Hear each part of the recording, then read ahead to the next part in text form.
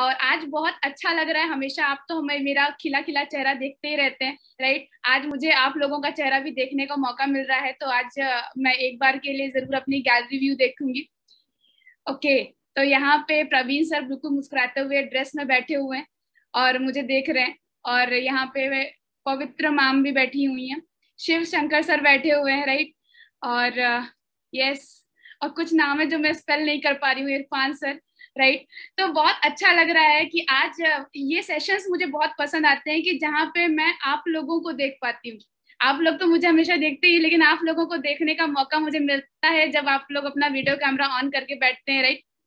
और आज ये सर ने जो भी, मुझे नहीं पता, मैं साउथ में आई नहीं हूँ, लेकिन मुझे इतना पता है कि मुझे वहां से मैसेजेस आते रहते हैं। तो बहुत सारा प्यार मिलता है आप लोगों का, बहुत सारी रिस्पेक्ट मुझे मिलती है। और मुझे ऐसा लगता है कि शायद मैं किसी और इंडस्ट्री में होती तो शायद मुझे इतनी रिस्पेक्ट, इतना प्यार नहीं मिल पाता जितना मुझे वेस्टीज में मिला। तो उसके लिए मैं तहे दिल से धन्यवाद करना चाहती हूँ कि आप लोगों ने मुझे इतना प्यार दिया। और इतनी प्यारी लैंग्वेज आप लोग बोल रहे हैं, राइट। मुझे हालांकि समझ तो नहीं आ रही थी, लेकिन बहुत अच्छा सर ने बोला जो भी बोला, राइट। तो यहाँ पे कितने ऐसे लोग हैं जो मेरी बात, मेरी भाषा समझ पा रहे हैं, मेरी बात को समझ पा रहे हैं। एक बार जरा हैंड रेज करके मुझे बता सकते हैं तो मैं और भी ज्यादा कंफर्टेबल फील करूंगी आप लोगों से अपनी बातें रखने में। ओके, और इससे ये भी पता चलता है आप लोग कितने अटेंटिव हैं मेरी बात सुनने के लिए। चलिए, बहुत अच्छा लगा आप सभी लोगों का प्यार देख के। यस, मेरा नाम पूर्णिमा सिंह है और मैं इलाहाबाद यूपी से बिलोंग करती हूँ। इलाहाबाद अगर आप जानेंगे, संगम जहाँ पे है, राइट, तो वहां से मैं बिलोंग करती हूँ। मेरा लोअर मिडिल क्लास फैमिली से मैं बिलोंग करने वाली लड़की थी। और सबसे बड़ी बात कि आपने जितने भी लोगों की बायोग्राफी सुनी होंगी, कितने लोगों को देखा होगा जिन्होंने अपनी लाइफ में कुछ अचीवमेंट किया है, कुछ बहुत बड़ा किया है, तो कहीं ना कहीं हर इंसान ने ठोकर जरूर खाई है। हर इंसान ने कहीं ना कहीं ऐसा पॉइंट उसकी लाइफ में जरूर आया है जिसने उसको एक बहुत अच्छे मुकाम पे पहुंचाने के लिए जिद पैदा करती है, राइट। मेरी लाइफ में भी कुछ ऐसा ही था। आपको मैं बता दूं, बहुत लोअर मिडिल क्लास फैमिली से थी मैं। और इवन पढ़ाई करने के लिए भी मेरे पास में मैं 12-13 किलोमीटर दूर जाती थी। हमारा सरस्वती विद्या निकेतन एक स्कूल था जहाँ पे बोरियों को, बोरी जैसे जिसमें आप आटा दाल चावल वगैरह लेके आते हैं, उसको सिल सिल के जमीन पे बोरियां बिछाई जाती थी, जिसपे बैठ के मैं पढ़ाई करती थी। और इवन गिनती भी मैंने जो सीखी थी वो मिट्टी की गोली बना बना के उसको जोड़ना सीखा था, घटाना सीखा था। इस तरीके से मैंने पढ़ाई की थी। और सबसे अच्छी वहां पे कोई भी प्री नर्सरी, केजी, यूकेजी, ये सब कुछ भी नहीं हुआ करता था। हमने डायरेक्टली फर्स्ट क्लास में एडमिशन लिया था, इसलिए मेरी बहुत कम एज में मेरी जो क्वालिफिकेशंस हैं वो थोड़ी ज्यादा है। तो ये चीज मेरे साथ में हो रही थी। और मेरे फैमिली में मेरे फादर पुलिस में थे। एक आप लोग आज सुनते हो, आज जितने भी लोग मुझे सुन रहे हैं आज यहाँ पे यूट्यूब के थ्रू या फिर यहाँ जूम के थ्रू, आप सभी लोगों को मैं एक बात कहना चाहूंगी कि आप लोगों ने हमेशा सुना होगा, अपनी इस वेस्टी जर्नी में सुना होगा आप लोगों ने कि मेरे पास में टाइम नहीं है, मेरे पास में पैसे नहीं है। आप लोगों ने सुना है? यस, सुना होगा। और मेरे टाइम में भी, मेरी मेरी फैमिली में भी ऐसा टाइम आया जब मुझे ये सुनना पड़ा बहुत ही कम एज में। मेरे फैमिली में मेरे फादर, मैं जब 8 साल की थी तो 8 साल की उम्र में ही मेरे फैमिली से खबर आई कि मेरे फादर को लास्ट स्टेज लिवर कैंसर है। और जब लास्ट स्टेज लिवर कैंसर जब पता चला, डिटेक्ट हुआ, तो मेरी मॉम मुझे लेके वो हर इंसान के पास में गई जिनको आप शुभ चिंतक कहते हैं अपने, जिनको हमारी शुभ से चिंता होती है, राइट। उनके पास में गई, उन्होंने कहा कि मेरे फादर को बचाने के लिए कुछ पैसों का अरेंजमेंट करा सके। लेकिन एक किसी इंसान ने हमारी हेल्प नहीं की। और वही वहीं पे सभी लोग मुझसे बोल रहे थे कि हमारे पास में पैसे नहीं हैं। आप सोचो कि कैसा उस टाइम पे मुझे लगा होगा जब लोग जिनकी हम बात करते हैं, लोगों की सुनते हैं जितने ज्यादा हैं, वो लोगों ने, जिनको मैं बहुत मानती थी, मेरी मम्मी बहुत मानती थी, उन लोगों ने कह दिया कि हमारे पास में तुम्हारे पापा को बचाने के लिए पैसे नहीं हैं।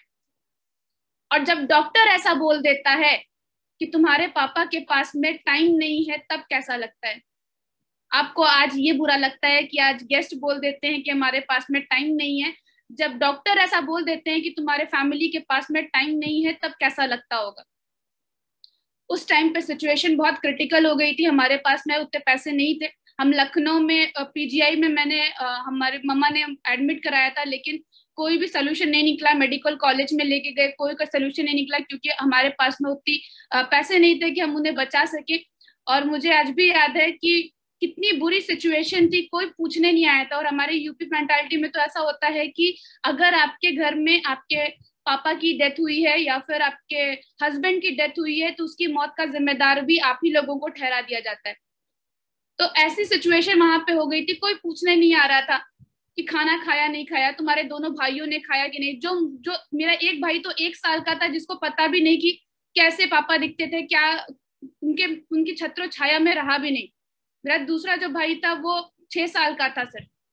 और उस सिचुएशन में हम ऐसी कंडीशन आ चुकी थी कि हमारे पास में कुछ नहीं था, कोई पूछने वाला नहीं था। मेरी मॉम की जो है वो अप्रोक्स में वेट घट के अप्रोक्स में 25 किलो तक का वजन हो गया था, इतना ज्यादा सिचुएशन वर्स थी। लेकिन मेरे नाना को ये सब चीजें बिल्कुल भी बर्दाश्त नहीं। उन्होंने कहा कि शायद ये वहां पे रहेगी तो वो आगे बढ़ नहीं पाएगी, इसके बच्चों का क्या होगा।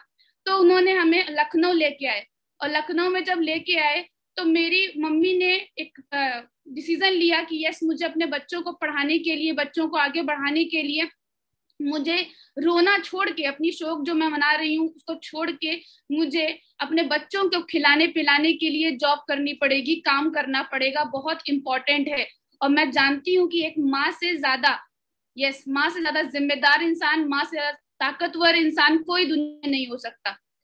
जिस टाइम पे शौक मनाने वाला टाइम था, उस टाइम पे मेरी मॉम ने पुलिस की जॉब ज्वाइन की, और पुलिस की जॉब में भी उनको ट्रेनिंग चाहिए थी। पहले ट्रेनिंग था, ट्रेनिंग में क्वालिफाई अगर वो करती तभी वो पुलिस की जॉब मिल पाती। आप सोच के देखो कि जहां इतने दुख दर्द थे, उस टाइम पे मेरी मॉम बुलेट फायरिंग करना, तेज दौड़ के भाग के जंप करना, हर्डल्स वगैरह पार करना, इवन जो क्रिकेट की बॉल होती है, जो मेन बॉल बहुत हैवी बॉल होती है, गोले वगैरह फेंकना, हम लोगों ने खुद ही अपने जो हमारा बाहर लॉन होता है, लॉन में हमने पूरी खुदाई वगैरह करके उनकी लॉन्ग जंपिंग की प्रैक्टिस कराई।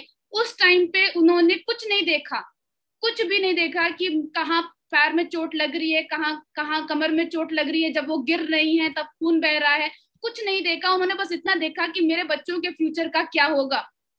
और आज मुझे लोग बोलते हैं कि पूर्णिमा तू इतनी बोल्ड क्यों है, तू इतनी स्ट्रांग कैसे है, कैसे तुम इतनी स्ट्रांग हो। तो मैं आपको बता दूं कि ना मेरी मॉम ने कभी गिव अप किया, ना उन्होंने कभी हार मानना सीखा, और ना उनकी कभी बेटी ने हार मानना सीखा। यस, आज मुझे जो भी चीजें मैं आज देख पाती हूँ कि यस मुझे करना है, मुझे अपनी लाइफ में आगे बढ़ना है, वो सब जो स्ट्रेंथ मुझे मिली है नेवर गिव अप की, वो मेरे मदर से मिली। और यहाँ पे बैठी हुई हर लेडी अपने आप में एक स्ट्रेंथ कंज्यूम करती है, बस बात ये होती है कि उसको सामने प्रदर्शित भी करना पड़ता है, कभी कभी स्टैंड भी लेना पड़ता है अपने बच्चों के लिए, जो काम मेरी मॉम ने करके दिखाया। और इसके लिए मैं बहुत ज्यादा शुक्रगुजार हूँ उनकी कि उन्होंने उस टाइम हम लोगों के लिए स्टैंड लिया। बहुत, जब मैं मॉम को 2 साल के लिए ट्रेनिंग पे जाना पड़ा, और 2 साल के लिए उनकी पुलिस की ट्रेनिंग हो रही थी, तो पुलिस की ट्रेनिंग में जाना हुआ। और हम लोग स्कूल में, मैंने एडमिशन लिया, मेरे दोनों भाइयों ने स्कूल में एडमिशन लिया।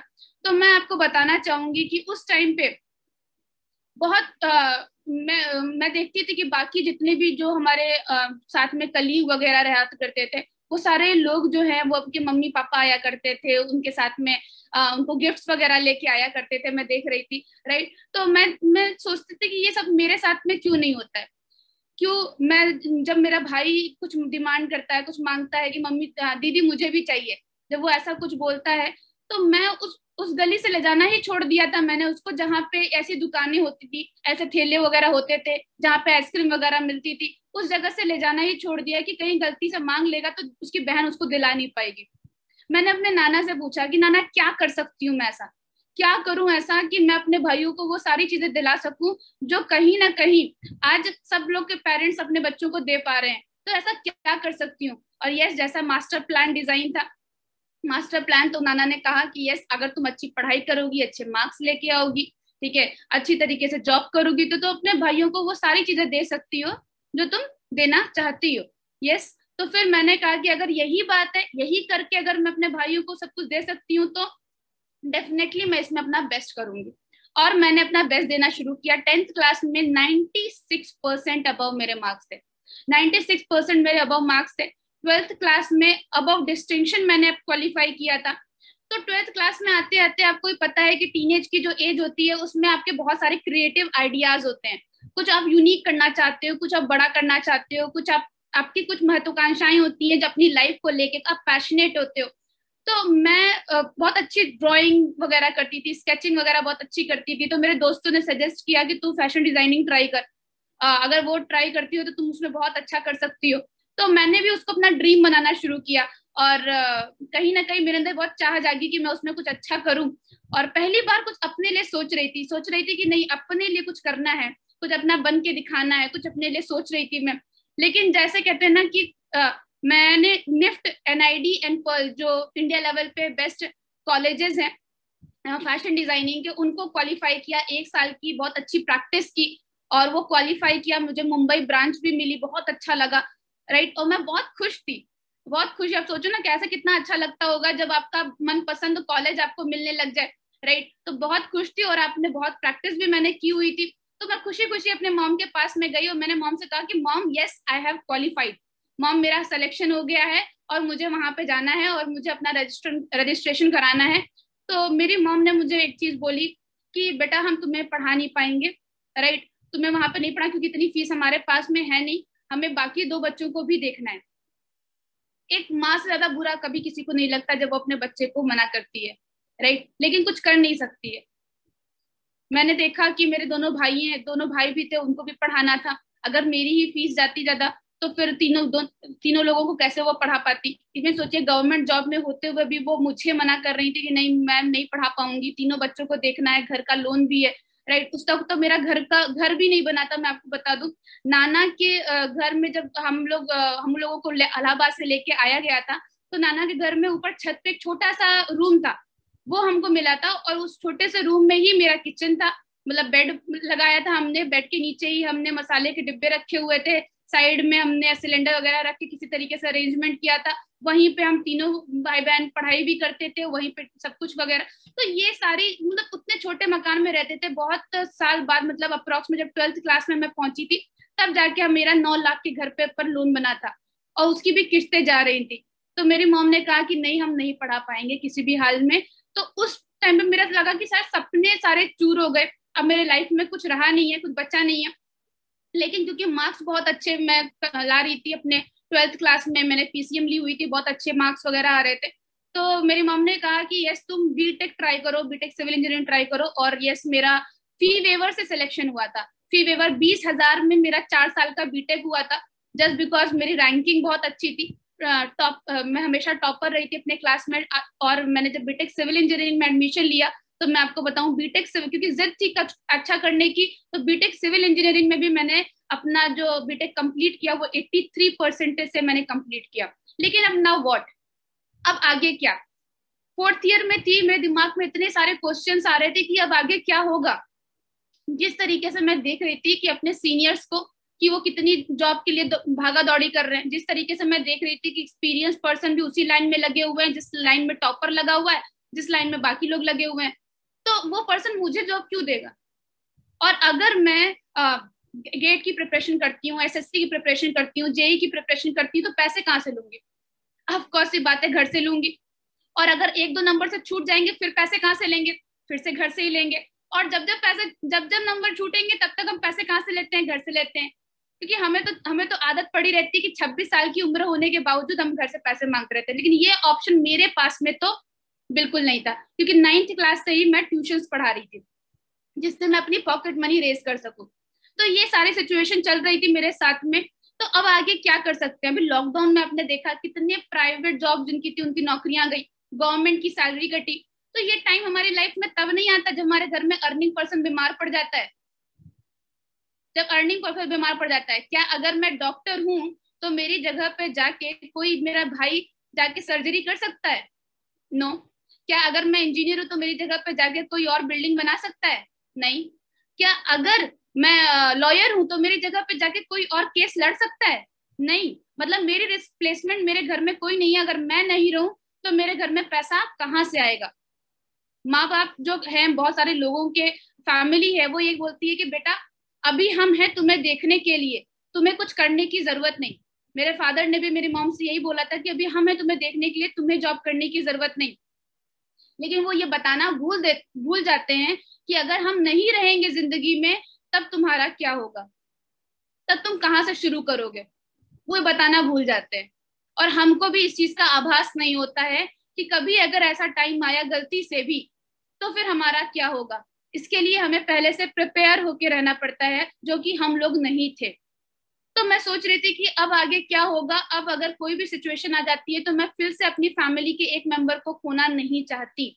और कहते हैं कि जैसे सारे रास्ते बंद हो रहे होते हैं, भगवान कोई ना कोई रास्ता ऐसा जरूर दिखा देता है जिससे आपकी लाइफ पूरी तरीके से ट्रांसफॉर्म हो जाती है। और यस, वो 4th ईयर था मेरे कॉलेज का, कॉलेज बीटेक सिविल इंजीनियरिंग का 4th ईयर था, जब मेरे सामने दो ऐसे पर्सनालिटी आए जिन्होंने मुझे प्लान दिखाया। और वो प्लान था वेस्टीज मार्केटिंग प्राइवेट लिमिटेड का।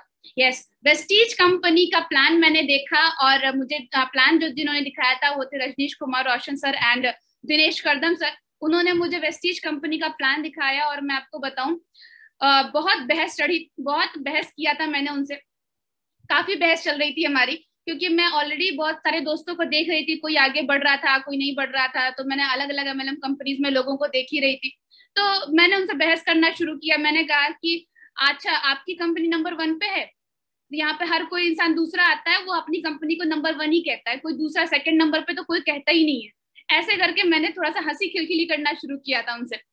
तो उन्होंने जब मुझे देखा तो उन्होंने मुझसे बस एक क्वेश्चन ऐसा पूछ लिया जिसका मेरे पास में कोई जवाब नहीं था, जिसने मेरी ज्वाइनिंग कंफर्म कर दी थी। उन्होंने मुझसे एक चीज बोला कि पूर्णिमा जी, मैं आपको क्या वेस्टीज में मिलता है क्या नहीं मिलता है ये तो मैं आपको बाद में बताऊंगा, राइट। पहले आप मुझे बस एक बात बताइए कि आपके बाद में आपकी फैमिली को पैसा आए, इसका कोई सोर्स है आपके पास में एमएलएम के अलावा? कोई सोर्स, कोई भी ऐसी जगह जहां पे आप जानते हो कि भाई हमारे बाद में भी हमारी फैमिली को बढ़ते क्रम में पैसा आएगा, ऐसा कोई भी आप जानते हैं सोर्स? तो मेरे दिमाग में बिल्कुल मैं ब्लैंक हो गई, मेरे पास में कोई सोर्स नहीं। तो वहां से मैंने उनकी बातों को सुनना शुरू किया।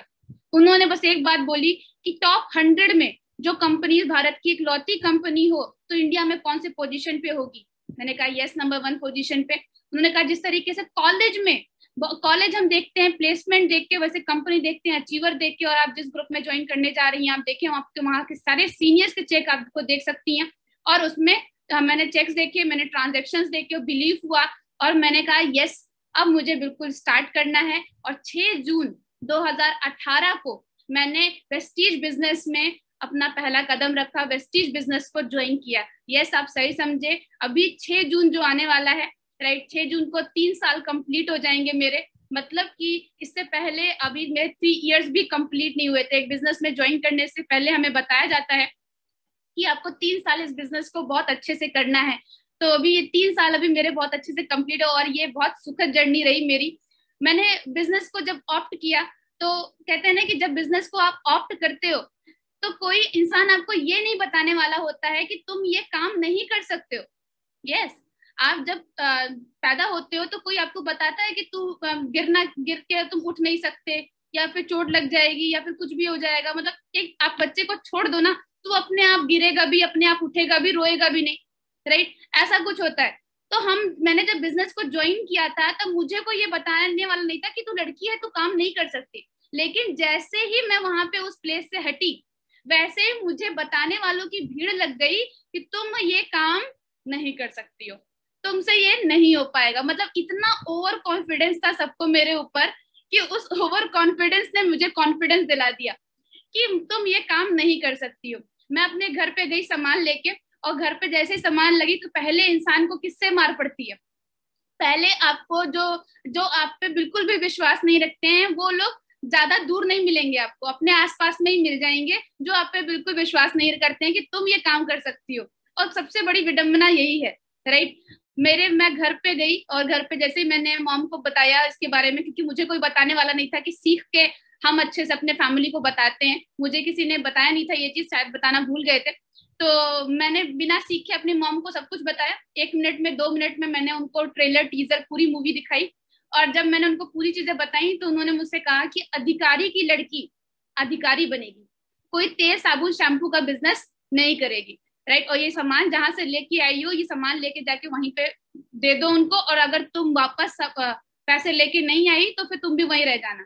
इस तरीके से उन्होंने बहुत बहुत डांटा मुझे, बहुत सिचुएशन क्रिटिकल थी, और मुझे रोना आ रहा था, मुझे रोना आ रहा था कि यार मैं ये क्यों कर रही हूँ, मैं अपनी मॉम के लिए कर रही हूँ।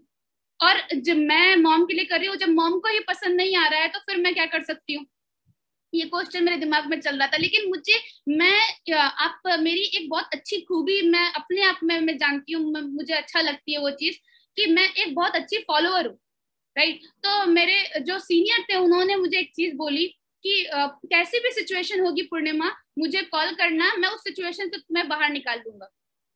और सबसे बड़ी बात कि हमारी लाइफ में हमारे माता पिता के बाद में ऐसे बहुत कम लोग होते हैं जो हमसे ये बात बोलें कि कैसी भी सिचुएशन में तुम फंसोगी, हम उस सिचुएशन से तुम्हें बाहर निकाल सकते हैं। ये बोलने वाले कोई नहीं, हमारे अपलाइन होते हैं, राइट। और हमारे अपलाइन को मैंने कॉल किया और मैंने उनसे बताया कि ऐसी सी सिचुएशन हो गई, राइट। तो उन्होंने मुझे बताया कि क्यों ऐसा प्रॉब्लम आई। तो मुझे एक बात समझ में आई कि यार नाना कहते थे जो काम मैं नहीं कर पाया अपने बच्चों को कराऊंगा, मम्मी भी यही बात बोलती थी, जो मैं काम नहीं कर पाई वो अपने बच्चों को कराऊंगी।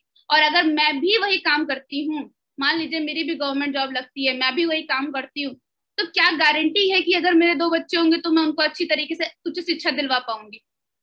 नहीं। तो जो वही बात मैं भी करूंगी कि मैं नहीं कर पाई अपने बच्चों को कैसे कराऊं, राइट। तो सबसे बड़ी बात मैंने कहा कि अगर मुझे अपनी दशा को बदलना है तो दिशा को तो बदलना ही पड़ेगा, यस। और मैंने डिसीजन लिया कि yes I will do it. तो मैंने काम करना शुरू किया, और यहाँ पे कुछ लोग ऐसे होंगे, डेफिनेटली होंगे, और आज मैं आपको बहुत अच्छी ट्रिक्स भी टिप्स बता के जाऊंगी। यहाँ पे कुछ लोग ऐसे जरूर होंगे जो जिनकी टाइमिंग का बहुत इश्यू होता है, जिनको लगता है कि यार मेरे पास में तो टाइम ही नहीं बचता है, मैं काम कब करूं वगैरह वगैरह। तो मैं आपको थोड़ा सा अपना शेड्यूल बताना चाहूंगी, राइट। मैं सुबह खाना बना के जाती थी अपने कॉलेज, 9 बजे का मेरा कॉलेज हुआ करता था, 9 से 5 बजे तक मैं कॉलेज में रहती थी, 6 बजे तक मैं अपना खाना वगैरह करती थी। खाने के बाद में 6 बजे से लेके रात के 10 बजे तक मेरा ट्यूशन पढ़ाना होता था। मैं ट्यूशन पढ़ा के 10 बजे आती थी, उसके बाद में मैं अपने असाइनमेंट्स कंप्लीट करती थी। अब आप सोच के देखो कि इस सिचुएशन में आप इसमें कहाँ से वेस्टेज लाओगे। लेकिन कहते हैं ना, जहाँ चाह है वहां राह है, उसको कोई रोक नहीं पाया है, ठीक है, जो जिसने करने के ठान लिए। और यस, मैंने तरीके निकाल लिए, क्योंकि इंसान टाइम तब नहीं निकाल पाता है जब वो इंसान टाइम डिसाइड नहीं करता है कि उसको वो काम कब करना है। अगर आपने डिसाइड कर लिया है कि वो काम आप कब करोगे, तब वो टाइम निकल भी जाएगा। और जब तक आपने डिसाइड नहीं किया है ये काम मुझे कब करना है, तब तक आपका टाइम नहीं निकल पाएगा, राइट। तो मैंने डिसाइड किया। तो मैं अपने जब कॉलेज जाती थी तो कॉलेज में प्रोस्पेक्टिंग करती थी। कॉलेज जैसे बीच बीच में लेक्चर्स के बीच में हमें टाइम मिलता था तो वहां पे प्रोस्पेक्टिंग चल रही होती थी। कैंटीन में जब मैं बैठती थी वहां प्लान शो करती थी। प्लान शो करने के बाद में मैं आफ्टर कॉलेज मैं बोलती थी कि हम डीएलसीपी में मिलेंगे। डीएलसीपी लेके जाती थी। वो सबसे अच्छा चीज रहता था कि मैं अपने साथ में अपने एसोसिएट को भी लेके जाती थी, सो दैट कि मैं उसको ये बता सकूं कि सिखाना कैसे है। मुझे ऐसा लगता है कि सीखने से भी ज्यादा बहुत ज्यादा इंपॉर्टेंट है कि अगर आपको सिखाना आ गया, राइट।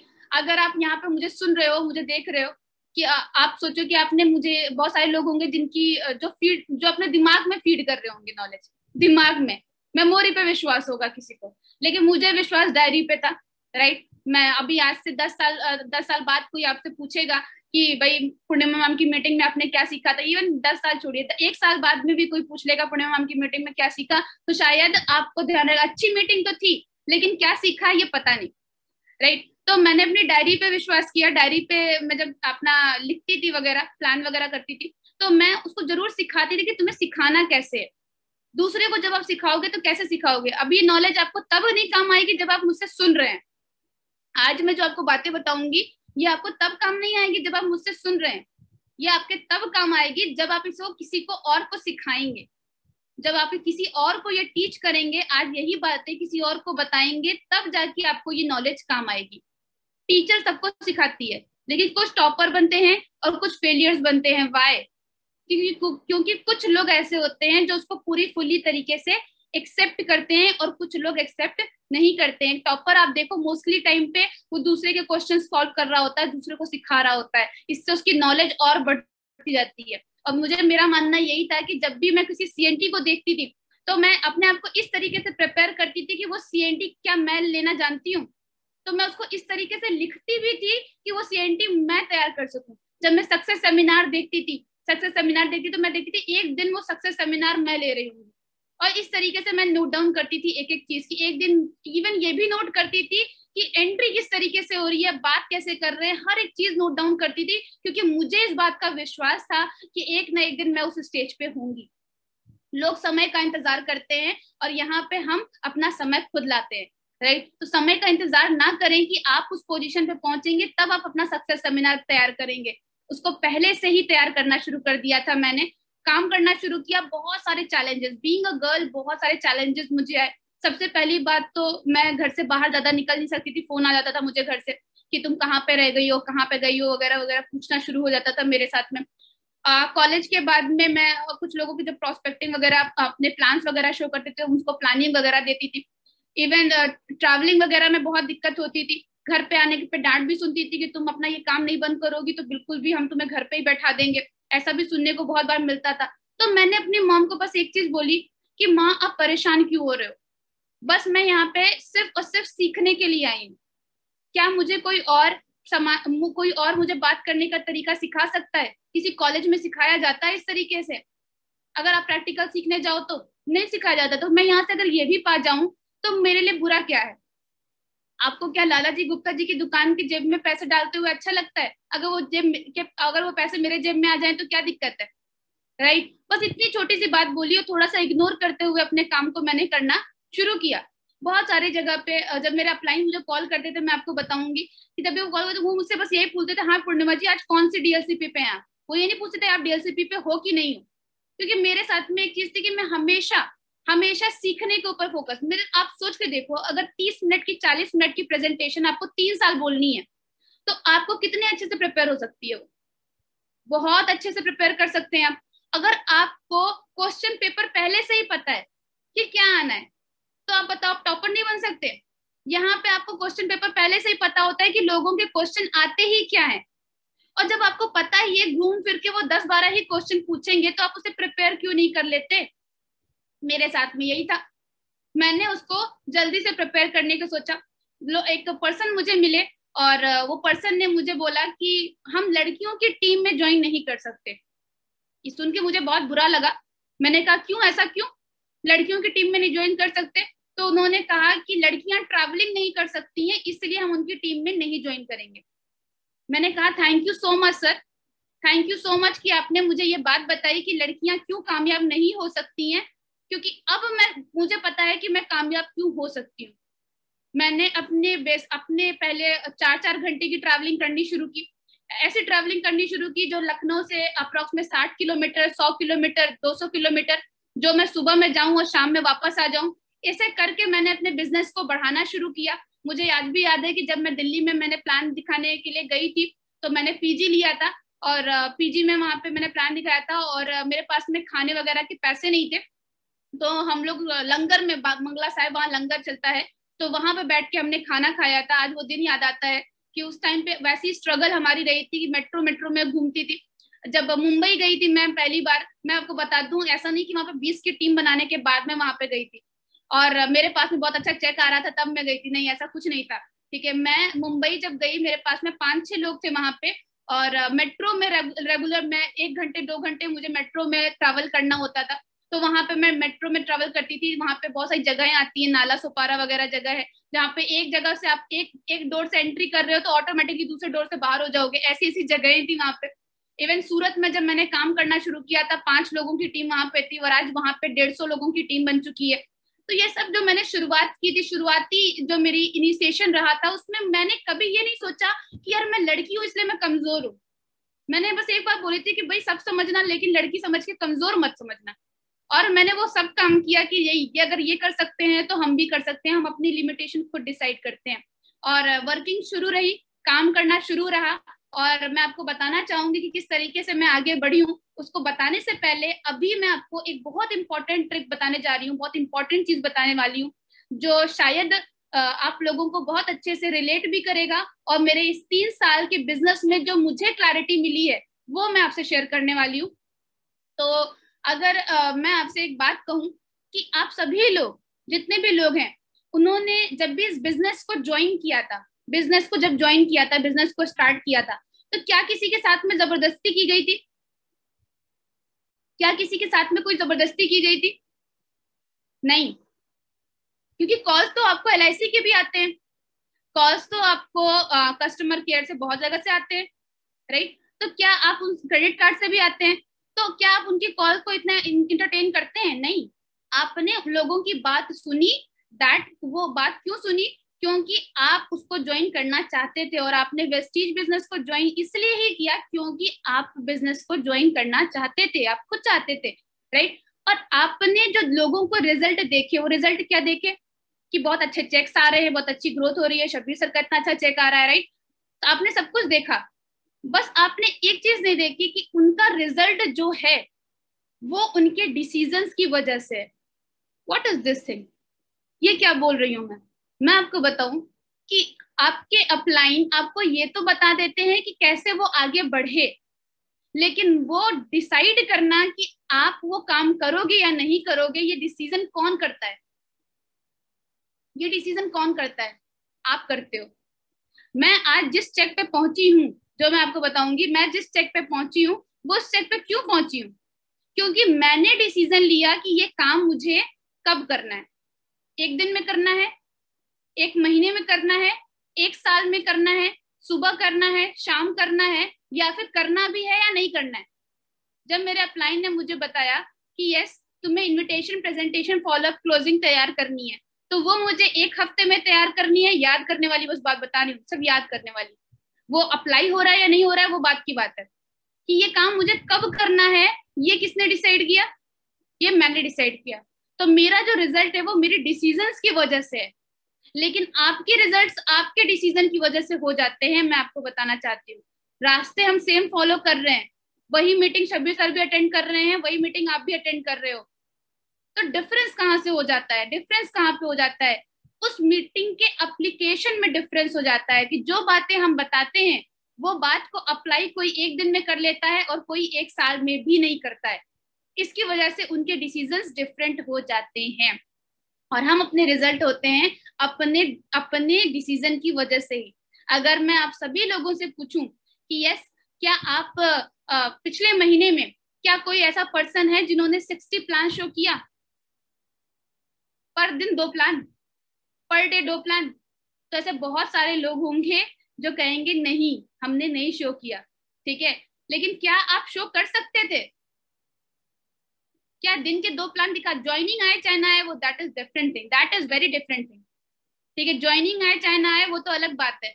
आपने क्या पर दिन के 2 प्लान दिखा सकते थे? क्या आपने दिखाए? नो। अब मैं दूसरी चीज पूछूंगी कि क्या आप अपने आप को प्रेजेंटर बना सकते थे? प्लान दिखाना सीख सकते थे? याद करने वाली, सुनाने वाली बात कर रही हूँ। आप आपके प्रेजेंटेशन दिखाने से कोई इंसान इंप्रेस हो रहा है नहीं हो रहा है वो बात की बात है। क्या आप याद करके सुना सकते थे 12 क्वेश्चन, 12-13 क्वेश्चन जो आते हैं, और वो 30 मिनट की प्रेजेंटेशन आप तैयार करके सुना सकते थे? क्या आपने सुनाए? Third question, third is very important question, कि क्या आप हर दिन 1 घंटा दे सकते थे बिजनेस को? 1 से 2 घंटा, 3 घंटा? अच्छा, यहाँ पे तो कुछ लोग ऐसे होते हैं जो पार्ट टाइम करते हैं, और कुछ लोग ऐसे होते हैं जो फुल टाइम करते हैं। अब मैंने तीसरी जाति इजाद की है, तीसरी जाति, नो टाइम। हमारे बिजनेस में कुछ ऐसे भी लोग होते हैं जो नो टाइम में पैसा कमाना चाहते हैं, नो टाइम। ये थर्ड, हर थर्ड प्रकार की जाति होती है कि नो टाइम में आपको पैसा कमाना होता है, राइट? तो तीसरा क्वेश्चन हमारा ये था कि क्या हम 1 घंटा 2 घंटा इस बिजनेस को रेगुलर दे सकते थे? क्या हमने दिया? और चौथा मोस्ट इंपॉर्टेंट क्वेश्चन है, तो चौथा मोस्ट इंपॉर्टेंट क्वेश्चन क्या है? क्या हम अपनी फैमिली के ड्रीम्स पूरे करना चाहते हैं? क्या हम ऐसे काम करेंगे तो क्या हम पूरे ड्रीम्स कर पाएंगे? ये 4 बहुत इंपॉर्टेंट क्वेश्चन है जिसके बारे में आपको सोचना चाहिए। आज यहाँ पे कोई भी पर्सन जो मुझसे कुछ बात कर सके, कोई कम्युनिकेशन में आ सकता है, जिसका माइक अनम्यूट हो सकता है, कोई पर्सन। आज एक बहुत इंपॉर्टेंट चीज मैं आपको बता सकती हूँ, कोई पर्सन जो जिनका माइक अनम्यूट हो सकता है। नपा ये सर, अब्दुल सर आवाज आ रही है आपको? हाँ हाँ, आ रही है मैम, मैं कर रहा हूँ। जी जी सर। आप आपसे कुछ देर बात हो सकती है? हाँ हाँ, श्योर मैम, श्योर। अच्छा सर, मैं एक चीज पूछना चाहूंगी सर आपसे कि आपको सबसे फेवरेट गेम कौन सा है आपका? वॉलीबॉल। आप वॉलीबॉल बहुत पसंद करते हैं, हाँ। राइट? अच्छा सर, वॉलीबॉल जो है उसको मैं आप उसमें बहुत अच्छे चैंपियन बनना चाहती हूँ, ठीक है? तो मैंने आपको एज एन गुरु सेलेक्ट किया है जी। कि मैं उस आप मुझे उसमें चैंपियन बनाइए, ठीक है? जो फीमेल का अगर वॉलीबॉल होता होगा तो उसमें जरूर मैं चैंपियन बनना चाहती हूँ, राइट? तो मुझे बस एक बात बताइए सर, मैं बहुत गरीब परिवार की हूँ, मैं प्लास्टिक की गेंद से वॉलीबॉल खेलना चाहती हूँ। नहीं होगा मैम, क्या ऐसे बात कैसे कर रहे होगा। हैं सर आप, मतलब आपने जिम्मेदारी ली है मुझे आगे बढ़ाने की, ग्रो कराने की। सर आप, मैं गरीब हूं तो क्या मतलब है कि आप मुझे वॉलीबॉल नहीं जिता सकते, खिला सकते? मैं खिला तो सकता हूँ, बट वो बॉल से कैसे खेलूंगे। क्यों नहीं कह सकते? इसको भी तो उछालना ही है ना सर। नहीं हो सकता ऐसे। सर आपने पैसे लिए सर, ऐसे कैसे बोल रहे हो? मैं तो आपको गुरु मेंटोर मान चुके हो। वो बगल वाला जो वॉलीबॉल खिला रहा है सर, वो तो मुझे कह रहा है कि वो क्रिकेट की बॉल से खिला देगा। ऐसा तो नहीं होगा ना, मैं गुरु हूँ, मुझे आपको वॉलीबॉल सिखाना है तो मैं आप वॉलीबॉल सही से ही गुरु नहीं है सिखाऊंगा। सर, आप सही गुरु नहीं। आप मैं सही सही गुरु नहीं। मैं सही वो बॉल से सिखाऊंगा। सर, अब आप चलिए छोड़िए, हटाइए। अब मुझे एक बात बताइए कि मैं बॉल को उछाल रही हूँ, नेट है, ठीक है? अब ओके। नेट में लग के वो मेरी साइड में गिर गया, हम्म। लेकिन सर मैंने बहुत अच्छी कोशिश की थी हम्म। बॉल को फेंकने की। हम्म। उसको मुझे 1 पॉइंट दे दो सर। ऐसे कैसे दूंगा। सर मैंने इतनी मेहनत से, मतलब आपके बॉल पे अपना हाथ मारा और इतनी अच्छी तरीके से, राइट, मैंने वो किया है, स्विंग दिया है, तो नेट में गिर गया तो इसका मतलब क्या मेरी गलती हो गई? वो हवा की भी तो गलती हो सकती है। तो आपको तो सीखना पड़ेगा अच्छा मारने का शॉट। बताइए सर, ये तो आप कैसी बातें कर रहे हैं? अच्छा, मैंने कोर्ट से ही बाहर कर दिया।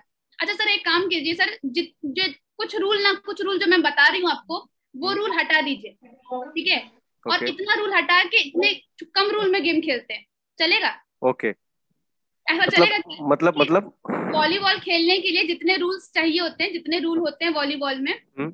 वो सारे रूल्स में से मैं मॉडिफिकेशन करना चाहती हूँ नहीं कि होगा।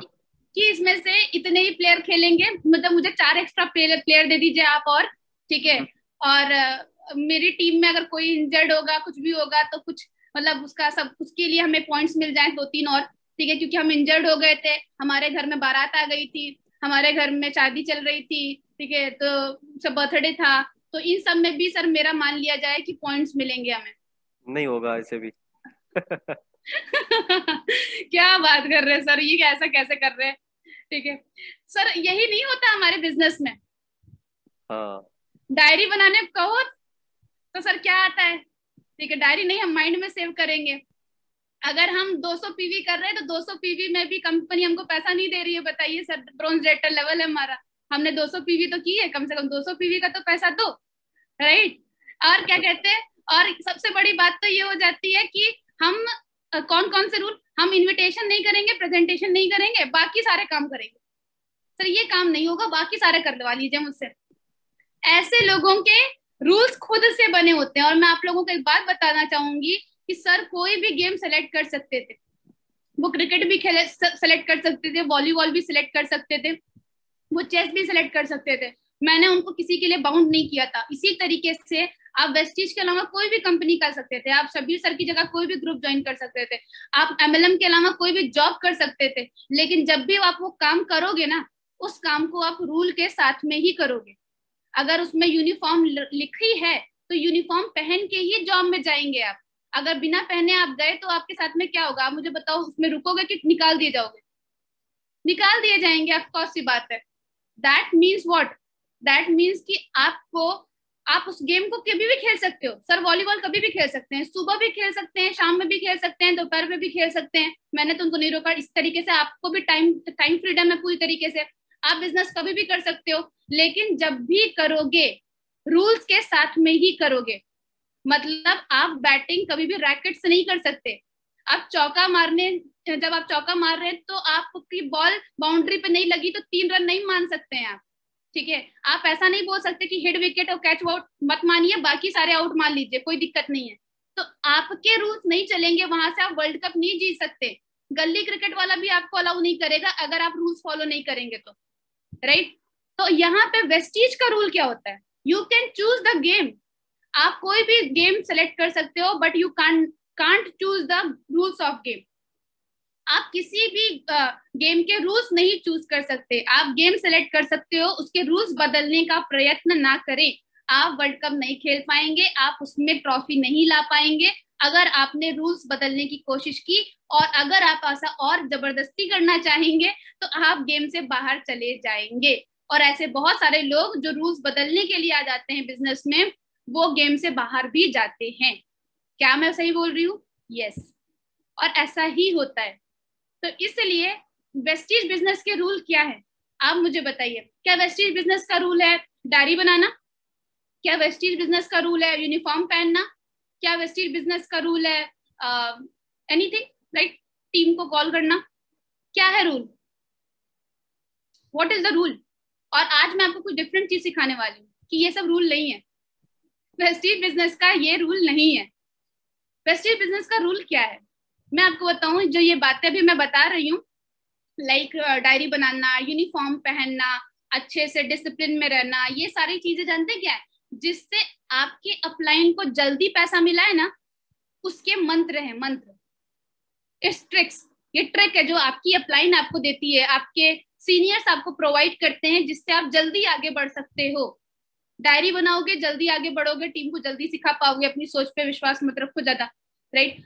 और जितने भी बाकी लोग, जितनी भी बाकी चीजें हैं, ड्रेस में पहनेंगे आप अच्छे दिखेंगे तो आप दूसरों को अपॉर्चुनिटी बताने लायक भी दिखेंगे, राइट। आपको रिजल्ट जल्दी अच्छे मिल जाएंगे। ऐसा नहीं है कि जिनके पास में अच्छे कपड़े नहीं होते उनको रिजल्ट नहीं मिलते। जल्दी रिजल्ट की बात करें तो ये आपके अपलाइन के ट्रिक्स होते हैं, ट्रिक्स जिससे आप जल्दी रिजल्ट पा सकते हैं। तो वेस्टीज का रूल क्या है, जो कोई इंसान जिसका अपलाइन भी नहीं होता वो भी आगे बढ़ जाएगा अगर उसने वेस्टीज के रूल को फॉलो किया। कौन सा है वेस्टीज का रूल? वेस्टीज का रूल है that is use the product, share the product, make list, invitation, presentation, follow up and team work. This is the only rule of Vestige, और कोई रूल नहीं है। और जब भी आप फील्ड पे उतरो तो इस सातों रूल का पालन करना पड़ता है, सातों रूल को मान के फील्ड पे उतरना पड़ता है कि आज के दिन मैं ये सातों काम करूंगी, मैं यूज भी करूंगी, शेयर भी करूंगी, इनवाइट भी करूंगी, फॉलो भी करेंगे, कुछ अपलाइन से बात करेंगे, कुछ डाउनलाइन से बात करेंगे, और रिजल्ट शो करेंगे, टीम वर्क करेंगे, राइट। तो ये 7 रूल होते हैं जिसको मैंने बहुत अच्छी तरीके से फॉलो किया, और जब मैंने फॉलो करके रिजल्ट निकालने के प्लान किया तो आप देखिए कि मेरी जो टीचिंग्स थी, मैंने कितनी ज्यादा ट्रेनिंग्स वगैरह ली। ट्रेनिंग्स वगैरह में मैं हमेशा मैं कोशिश करती थी कि मैं मैक्सिमम ट्रेनिंग अटेंड करूं, कोई ट्रेनिंग मिस ना करूं। मैं और सबसे अच्छा लगता है मुझे ये चीज कि मैं जब मैं यहाँ पे अपनी सिटी एरिया में रही हूँ, मैंने सिर्फ वो ट्रेनिंग मिस की है जिस ट्रेनिंग में मैं कहीं और ट्रेनिंग ले रही थी, उसके अलावा मैंने कोई ट्रेनिंग मिस नहीं किया। मुझे ऐसा लगता है कि अगर कोई ट्रेनिंग है और उसकी जगह पे कोई 7 लोगों की ज्वाइनिंग भी रखी है ना, तो मैं ट्रेनिंग लेना ज्यादा पसंद करूंगी, क्योंकि उसकी वजह से मैं 14 ज्वाइनिंग नहीं निकाल सकती हूँ। इतना महत्व है मेरी लाइफ में ट्रेनिंग का। लोग मुझे बोलते हैं कि इतने कम एज में इतनी नॉलेज कैसे? वो इस वजह से कि मैंने कुछ नहीं किया, सिर्फ अपने अपलाइन को फॉलो कर लिया। कुछ नहीं करके भी मैंने बहुत कुछ किया। वो क्या किया है, सिर्फ अपने अपलाइन को फॉलो कर लिया है। और एक लीडर हमेशा एक गुड फॉलोअर होता है, एक लीडर हमेशा एक अच्छा फॉलोअर होता है। मैंने बस अपने अपलाइन की जो गाइडेंस थी उसको सही तरीके पे सही टाइम पे अप्लाई कर लिया। मैं कहूंगी यहाँ से तेलंगाना जाने में कितना टाइम लगता है, तो कुछ लोग बोलेंगे कि 2 दिन लगता है, कुछ लोग बोलेंगे 1 दिन लगता है, कुछ लोग बोलेंगे 1 घंटा लगता है, राइट। तो मैं आपको बताऊं कि आपने मुझसे ये नहीं पूछा कि मैं किससे जा रही हूँ, मैं पैदल भी तो जा सकती हूँ। तो आपकी जो डिसीजंस हैं वो गलत भी हो सकते हैं, राइट। तो जो पैदल वाला डिसीजन लेता है वो पैदल वाले घंटे से पहुंचता है, और जो जल्दी फ्लाइट वाला डिसीजन लेता है वो फ्लाइट के टाइम से पहुंचता है। तो यू कांट डिसाइड था कि आप कितनी जल्दी आगे बढ़ोगे, ये आपका काम डिसाइड करेगा और आपके डिसीजंस डिसाइड करेंगे कि आप कितनी जल्दी उस इनकम पे पहुंचते हैं, राइट। तो let me share my screen.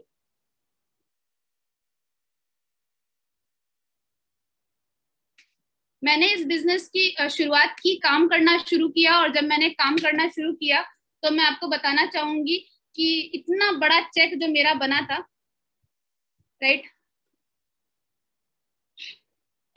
The very first month का जो मेरा चेक आया था आपके सामने अभी आने वाला है, बस चल जाए तो, यस, बहुत अच्छा चेक आया मेरा। इतनी खुशी की लहर दौड़ी थी मेरे अंदर में कि मेरे सारे दोस्तों को इतना हंसी आ रही थी, इतनी कितना वो मुझे चिढ़ा रहे थे, इतना कहते पूर्णिमा इसके लिए इतना दौड़ रही थी, मेरे जेब से ले लेती, क्या दिक्कत थी, इतना तो मुझसे ही मांग लेती, तुम्हें इतने पैसे कमाने की क्या जरूरत है, राइट।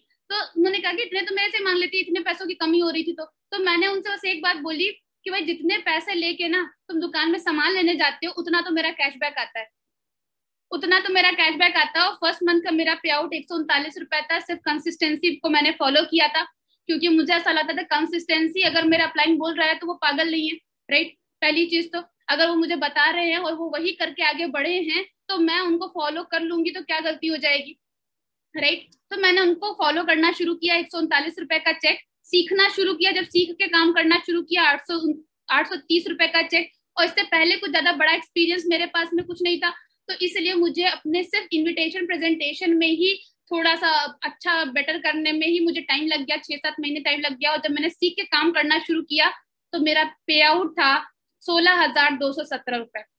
अब आपको मैं बताना चाहूंगी कि कभी भी एक बिल्डिंग को बनने में भले ही हो सकता है बनाने में मुझे 1 साल लग जाए, लेकिन जब दूसरी बिल्डिंग बनाने जाऊंगी तो उसमें उतना टाइम नहीं लगेगा, क्योंकि अब मेरे पास में एक्सपीरियंस होगा, अब मुझे बनाना आ चुका होगा। तो उसी तरीके से मुझे जब स्टार्टिंग में काम करना नहीं पता था तो उसमें टाइम लगा, लेकिन जब काम करना समझ में आ गया तो उसको मल्टीप्लीकेट करने में टाइम लगा। और जस्ट नेक्स्ट मंथ की जो मेरा पे आउट था वो 24,000, सिर्फ नेक्स्ट मंथ का पे आउट 29,000, नेक्स्ट मंथ का पे आउट 32,000। ऐसी ग्रोथ तो शायद मेरे ख्याल से गवर्नमेंट में भी नहीं होती है, जो इतने महीने में तुरंत तुरंत बढ़ती चली जाए। नेक्स्ट मंथ का पे आउट 45,000। और मैं आपको बताना चाहूंगी कि आज जो वेस्टीज के थ्रू जो सबसे हाईएस्ट पे आउट है मेरा, वो है 2,57,000 महीना, 2,57,000 मेरा हाईएस्ट पे आउट है। मैंने ट्रांजेक्शन भी मैंने यहाँ पे अपनी शो की हुई है कि 2,12,000 मेरे अकाउंट में ट्रांजेक्ट हुए थे।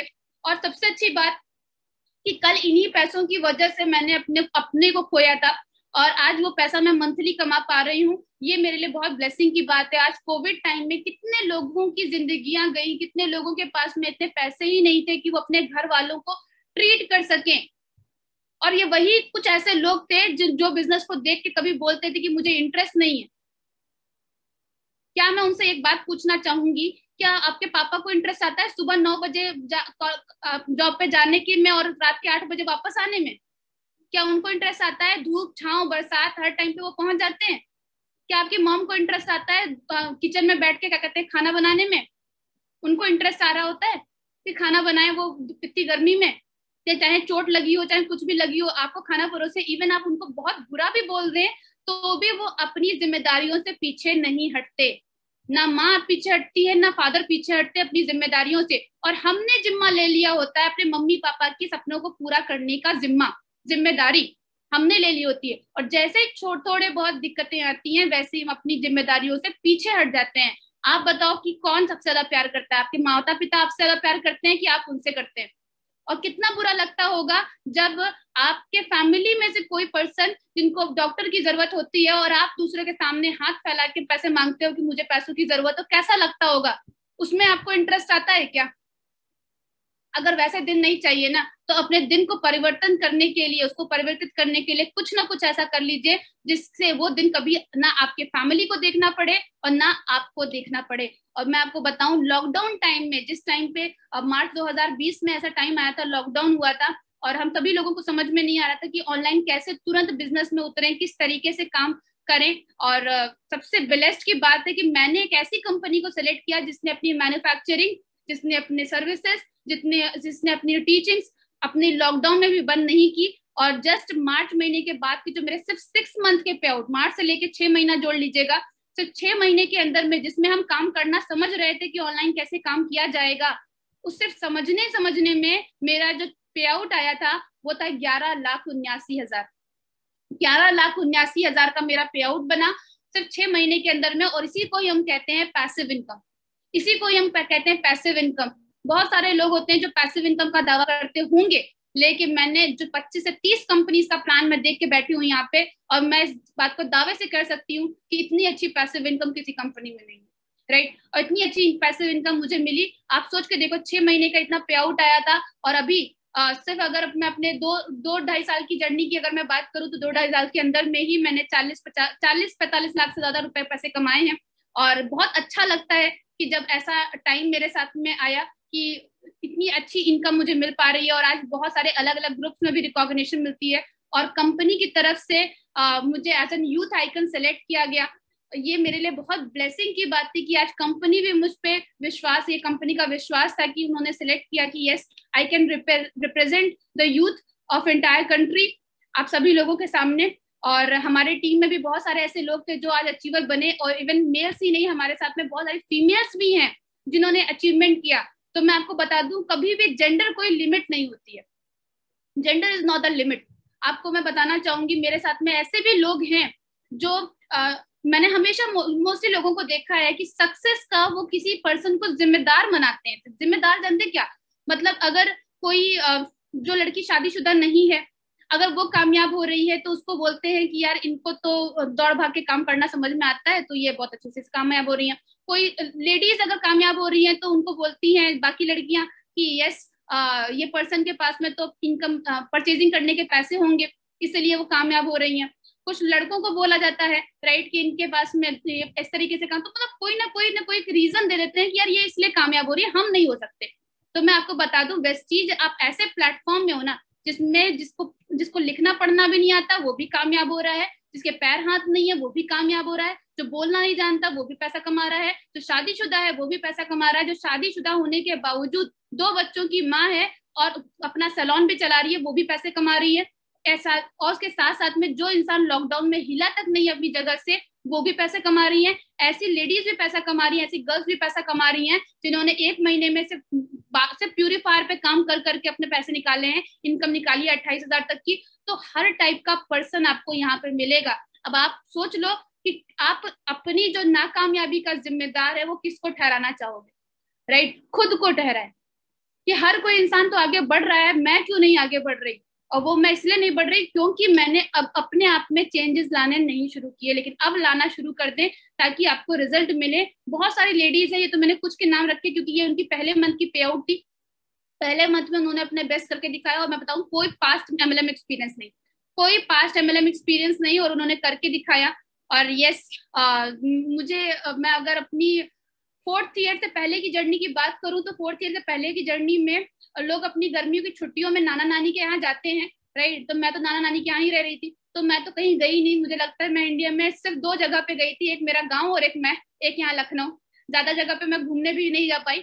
और वेस्टीज की तरफ से जब वेस्टीज में ज्वाइन किया तो ऑलमोस्ट मैंने इंडिया में बहुत सारी सिटीज कवर की, और वेस्टीज की तरफ से मुझे मौका मिला फर्स्ट टाइम पासपोर्ट बनवाने का मौका मिला, और थाईलैंड बैंकॉक घूमने का मौका मिला। ये आप देख सकते हैं कितनी अमेजिंग जर्नी थी। कम एज में मेरे दोस्त अभी भी गोवा के प्लान बना रहे हैं राइट, और मैं थाईलैंड बैंकॉक पटाया घूम के आई। और ये जो खतरों के खिलाड़ी में मैंने एडवेंचरस एक्टिविटीज देखी थी वो सारी करने का मौका मिला। कितना अमेजिंग लग रहा था, मैं आपको बता नहीं सकती। लग रहा था दूसरी जन्नत में आ चुके हैं, इतना अच्छा वहां का फील आ रहा था।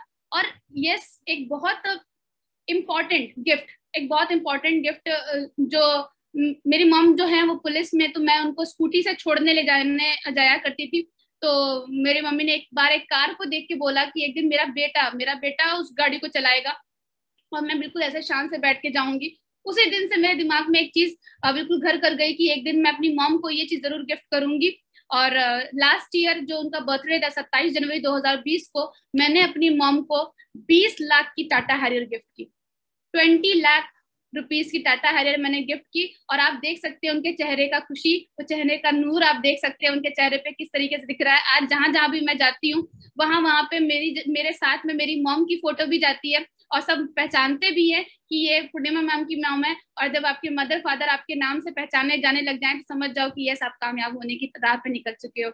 और यस, मुझे वो मौका आया, मुझे आज भी याद है कि मैंने अपनी मॉम के बर्थडे पे, मैं उनका वहां पे ड्यूटी लगी हुई थी, ड्यूटी लगने पे मैंने जिद करके उनको बुलाया था कि मम्मी अगर आज आप यहाँ पे नहीं आए तो मैं घर नहीं जाऊंगी, जल्दी से आप यहाँ पे आ जाओ, मुझे आपको कुछ दिखाना है। और जब वो यहाँ पे आए तो हर कोई इंसान बोलने लगा कि पूर्णिमा मैम की मम्मी आई है, पूर्णिमा मैम की मम्मी आई है। और जब भीड़ को चीरते हुए मेरी मॉम ने मुझे देखा अपनी कार की कीरिंग लेते हुए, कार की केयरिंग जब मेरे हाथ में थी और मैं उनको बुला रही थी, तो उनकी आंखों में जो खुशी के आंसू थे, मुझे ऐसा लगता है कि मैंने जितनी भी कष्ट सहे, जितने भी चैलेंजेस पार किया, जितनी भी दिक्कतें आई, वो सारी चीजें वर्थ इट था जस्ट उस स्माइल को देखने के लिए। और मेरे लिए वो बहुत प्रीशियस थी, मेरी लाइफ का सबसे बेस्ट डे था और ये मैं कर पाई। और मुझे बहुत अच्छा लगता है कि आज जो सिक्योरिटी है, लॉकडाउन के टाइम में मेरे मॉम की पुलिस की ड्यूटी, आप जानते ही हैं कि पुलिस और डॉक्टर्स ऐसे थे जिनकी ड्यूटी बंद नहीं हुई थी, वो कंटिन्यूअस चल रही थी लॉकडाउन के टाइम में, जहाँ पे सब कोई ऑटो रिक्शा वगैरह सब बंद हो गया था, सब कुछ था।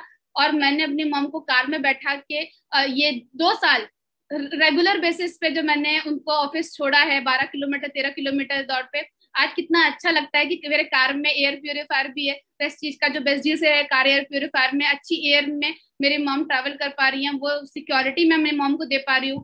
That is the very biggest thing.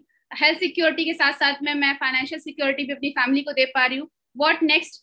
और सबसे अच्छी बात तो ये लगती है कि मेरा जो घर बना था वो 9 लाख के लोन पे बना था। 9 लाख के लोन के पास सामने आज 20 लाख की टाटा हैरियर खड़ी होती है, लेकिन वो जो कार खड़ी होती है तो रास्ता ब्लॉक हो जाता है। और अब मेरे मॉम को तो विश्वास था नहीं कि यार कि मैं कार लेके आऊंगी तो घर में कार खड़ी करने की जगह भी बनवानी चाहिए। तो अब मेरा कार खड़ी करने की जगह चाहिए मुझे, एक मेरी हैरियर के लिए और दूसरी मेरी लग्जरी कार के लिए जो कि रेड कलर में डेफिनेटली आने वाली है। तो उसके लिए घर चाहिए, तो वो घर का प्लानिंग चल रहा है और साथ ही साथ में हमारी टीम के अचीवमेंट्स की प्लानिंग है। तो ये सारी चीजें मैं अचीव कर पाई। मुझे आज भी लगता है कि अगर मैंने स्टार्ट नहीं किया होता उस टाइम पे तो मेरा क्या होता। और आज मुझे बहुत ब्लेसिंग, बहुत अच्छा इसलिए भी लगता है कि कुछ लोगों को मैंने ऐसे भी देखा है जो 18-19 साल की एज में ज्वाइन कर रहे हैं। तो मुझे लगता है इतना कि भाई आप, जब मैं 2-2.5 साल 3 साल के अंदर में 20 महीने के अंदर में मेरे पास में 20 लाख की कार थी, कि जब मैं ऐसा कर सकती हूँ तो आप लोग तो सेकेंड ईयर थर्ड ईयर वगैरह में पहुंच के क्या ही कर सकते हैं। और कभी भी लेट नहीं होता है, आपको भी पता है। और मैंने स्टार्ट किया और बहुत अच्छे से आगे बढ़ पा रही हूँ। एक बहुत बेसिक चीज जो मुझे इस बिजनेस में सबसे ऊपर पोजीशन पे पहुंचाने के लिए जो मैंने फॉलो की, वो क्या था? वो ये था कि मैंने मोस्टली देखा है लोगों को एक ब्लेमिंग एटीट्यूड के साथ में मैं आपको बता दूं, मेरे घर की कहानी आप अब मेरे अपलाइन से कभी भी पूछ लीजिएगा, मेरे घर की कहानी की मेरे अपलाइन के पास में 1 घंटा होता था मुझे सिखाने के लिए, राइट। अगर मैं उनसे 1 घंटे का टाइम ले रही हूँ कि सर मुझे आपका 1 आवर चाहिए कि आप मुझे ट्रेन कर सको, तो उस 1 आवर को या तो मैं रोने में बिता दूं कि सर मुझे नाना नानी कल रात में पूरे हॉस्पिटल वगैरह में थे, मैं सुबह पूरे रात भर मैं सोई नहीं हूँ, मैं घर में कैसे जाऊंगी, अपलाइन डाउनलाइन का कॉल आ रहा है, स्माइल करते हुए मैं बिल्कुल गुड मॉर्निंग विश करती थी। उनको पता भी नहीं चलता था कि पूर्णिमा की लाइफ में क्या चल रहा है, पूर्णिमा की फैमिली में क्या हो रहा है। लास्ट मंथ में कोविड था, कोविड में मेरे फैमिली के 2 पीपल की डेथ भी हुई, राइट। 2 लोगों के मेरे फैमिली में मैं उनको खो दिया, उसके साथ साथ में पूरी फैमिली मेरी कोविड पॉजिटिव थी, किसी को कुछ नहीं पता था कि कौन क्या हो रहा है। और जब इसके पहले भी जब मैं बिजनेस में मेरी अच्छी अचीवमेंट नहीं थी, मेरी फैमिली के बारे में किसी को कोई नॉलेज नहीं थी कि पूर्णिमा इस फैमिली से भी बिलोंग करती है, कभी वो हट में भी रही होगी, कभी ऐसे घर में भी रही होगी जहाँ पे वो पैदल चलती थी, जहाँ पे काऊ डंग से लिपाई होती थी, ऐसे घर में भी पूर्णिमा रही होगी। मैंने किसी को अपनी स्टोरी नहीं बनाई अनटिल अनलेस वो मेरी सक्सेस स्टोरी नहीं बन गई। जब मेरी वो सक्सेस स्टोरी बन गई तब मैंने लोगों को बताना शुरू किया, यस मैंने इस लाइफ में ऐसे आगे बढ़ी हूँ। तो हमेशा ध्यान रखिए कि अगर आपको एक अच्छा अपलाइन चाहिए, इफ यू वांट कि आपको एक अच्छा अपलाइन चाहिए, first be the best upline. जो भी एक अपलाइन की खूबियां आपके हिसाब से होनी चाहिए कि अपलाइन के अंदर ये खूबियां होनी चाहिए, वो आप अपने अंदर चेक करो कि क्या आपके अंदर वो बेस्ट अपलाइन की खूबियां हैं। और जो भी आप अपने डाउनलाइन से मांगते हो कि मेरी डाउनलाइन ऐसी होनी चाहिए, ऐसी होनी चाहिए, ऐसी होनी चाहिए, आप वो चेक करो कि क्या आपके अपलाइन के आप बेस्ट डाउनलाइन हैं। अगर आपने ये सिर्फ ये 2 काम चेक कर लिया कि क्या मैं बेस्ट अपलाइन हूँ और क्या मैं बेस्ट डाउनलाइन हूँ, कोई आपको आगे बढ़ने से नहीं रोक सकता। So be the best upline and be the best downline. Don't search for them. Be the best. Right? अगर आप बेस्ट बनते जाओगे तो अपने आप ही आप सारे ब्लेमिंग एटीट्यूड से, सारी चीजों से निकल जाओगे, रिस्पॉन्सिबिलिटी लेना सीख जाएंगे और आप अपनी टीम को भी वही सिखा पाएंगे जो आपने सीखा है, राइट। जिस तरीके से मैं यहाँ पे जानती हूँ कि मेरी मदर से मैंने सीखा नेवर गिव अप एटीट्यूड, और उसी तरीके से आपकी फैमिली भी आपको जानेगी कि आप नेवर गिव अप एटीट्यूड के साथ में हैं। क्विटर्स की लिस्ट में शामिल नहीं होना है, हमें उन लोगों के लिस्ट में शामिल होना है जो लोग कभी हार नहीं मानते, और मुझे लगता है कि यस, आज हमारे साथ में कुछ ऐसे ही लोग प्रेजेंट हैं यहाँ पे जो कभी हार ना मानने वालों में से हैं, राइट। तो thank you so much sir, जो आपने मुझे इनवाइट किया, और आज यहाँ पे सारे जितने भी लोग हैं वो सारे लोग आज यहाँ पे अभी रिटेन्ड है, मेरे साथ में रुके हुए हैं, और यही यही प्यार मुझे आप लोगों से बार बार मिलने के लिए मजबूर कर देता है कि आप लोग इतनी देर से रिटेन मेरी बात सुन रहे हैं, मुझे इस रिस्पेक्ट से मान रहे हैं कि नहीं, मैम की मीटिंग नहीं छोड़ के जानी है, can't miss a single moment, इस मीटिंग से मिस नहीं करना है। तो ये यही प्यार बनाए रखिएगा, डेफिनेटली मेरी टीचिंग्स आप तक सभी तक पहुंचती रहेंगी, मेरी लर्निंग्स पहुंचती रहेंगी, और जिस तरीके से मेरे ऊपर कोई ऐसा अप्लाई नहीं था जो मुझे बता सके कि किस तरीके से आप आगे बढ़ते हो, राइट, किस तरीके से गर्ल्स आगे बढ़ सकती हैं, किस तरीके से वो अपने नाम को आगे क्रिएट कर सकती हैं। तो आपके लिए आप एक रोल मॉडल बन सकते हैं कि यस, मैंने करके दिखाया, be the first one of your family. Thank you so much, thank you so much sir.